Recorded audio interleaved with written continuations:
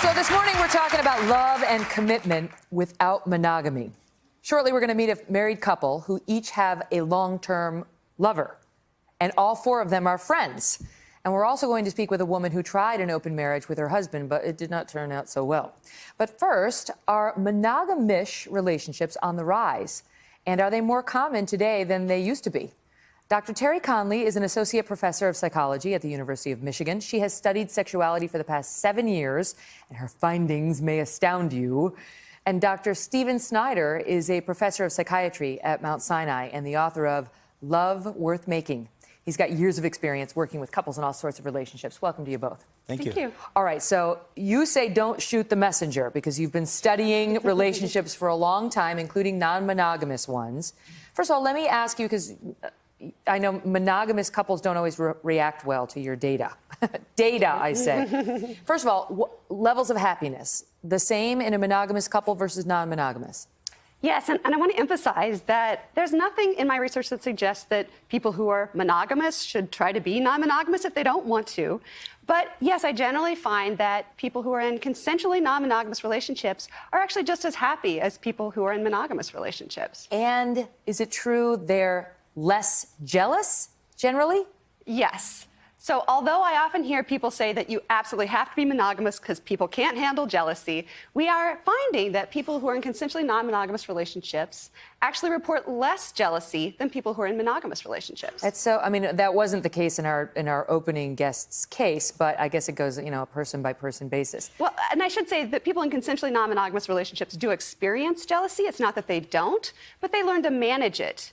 And so they can deal with it, Why especially would they over time. be less jealous when they know their partner is sleeping with somebody else? Yeah, that's a great question. I think one of the things is they come into the relationship as being less jealous people to start off with. And that's probably one of the reasons why this type of relationship is appealing to them. So that's one of the reasons why I say this isn't for everybody. No, because, you know, it's like in the commercial break, I asked the audience, like, who would consider doing this? And every woman in the audience was like, right? Like, so, Dr. Snyder, what do you think? I mean, is this on the rise, this sort of choice? It's a great question.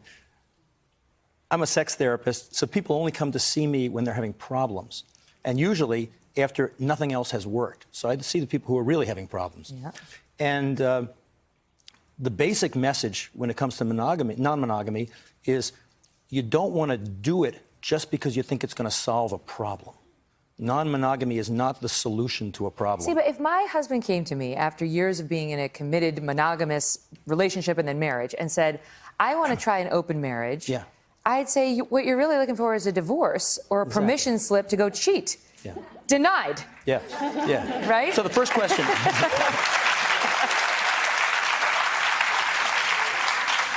One really common situation that I hear is one person, usually the guy, wants a non-monogamous relationship, and the woman has the exact reaction that you. So she kind of gets hounded about it, and that never works. But let's say that both people are thinking about it. So we're going to walk all the way. Both people are thinking about it. The basic question is, are you happy together? Because if you're not happy together, it's usually a mistake to open up the relationship. I always say... But my brain is stuck on that, because I feel like if you are happy together and you're in a monogamous relationship, then you don't want to go sleep with other people. That's not always true. Is that wrong? That's not always true. Some people can be happy together, but they're not particularly jealous souls. They're people who are kind of built for more expansive relationships, because there are a few people who are like this. But the problem that a lot of these folks face is they are a minority, right? So you have to be okay with being a minority, because while your data suggests folks can be very happy in these relationships, it's not very well accepted. No, it's not well accepted at all. It's one of the most stigmatized groups that I've ever had the chance to study. People have exceedingly negative reactions to this arrangement. And a lot of times I think it's not about the people themselves, but the people who see this feel threatened. They feel like this reflects on their relationship or their choice to be monogamous. And it really doesn't. Well, or they're worried that their spouse is going to bring it home as a suggestion to them. That's possible, too. Because it's, you know, when you enter into a marriage, there's a covenant, there's a deal. It's like you struck the deal, you signed on to the deal, you sign on the bottom. That's it. The deal is done. Don't go back and try to renegotiate, right? And we don't want that. Those of us who have chosen monogamy don't want anybody questioning that or throwing doubt into that. But these couples they're not It's no comment on us. No, they're not trying to convert anyone. With my data, I'm never trying to convert anyone.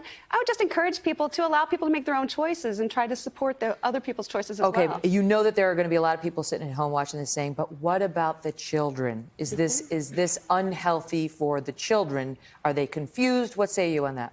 You've got the data. So I actually haven't studied this myself, but Elizabeth Sheff, who's a sociologist, has done extensive work with this group and has found that actually the children of polyamorous parents are doing really, really well. They feel loved. They have multiple parental figures sometimes, and that makes them feel supported. They don't have a hard time with stigma just because our world is kind of crazy anyway. You know, dad's got a girlfriend or mom's remarried, and so they don't really feel like they're stigmatized that much. And they're a group that's actually doing very, very well. I think it's also to remember, though, these people are pioneers. This is really the first generation of polyamorous people. Yep. So really nobody knows how this is going to turn out in the long run. And I think your research shows, Dr. Connolly, that this is really one of the most highly stigmatized groups in existence. By the way, just so we understand, open marriage is when you're married with somebody and you're allowed to sleep with others, and everybody understands that. Swingers, that's when you're married, couples married, and they together go sleep with other couples, right? Yes, basically. And polyamory is what? In polyamory, you're allowed to fall in love, is basically what I say. So a primary couple might decide that it's okay to have sexual relationships with others, and it's also okay for those relationships to be romantic and loving. And so, whereupon the women stuck their arms even farther underneath the armpits. All right, but it's happening. It's happening.